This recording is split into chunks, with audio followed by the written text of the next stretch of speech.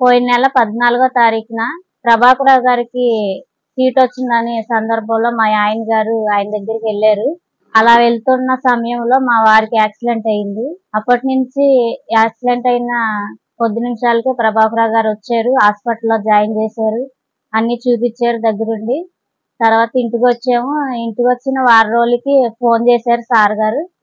Phone చేసి నేనే చూపిస్తాను, మీరేం చేయొద్దని విజయవాడ రమేష్ హాస్పిటల్ గారు తీసుకెళ్లారు.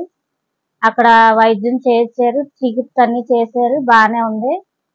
తర్వాత ఆపరేషన్ కోసం తిరుపతి తీసుకెళ్లాలన్నారు. అక్కడ కాదని మళ్ళీ గుంటూరు తీసుకెళ్తానన్నారు. నేనే చేయించుకుంటాను మోహన్ గారికి అని చెప్పారు ప్రభాకరరావు గారు.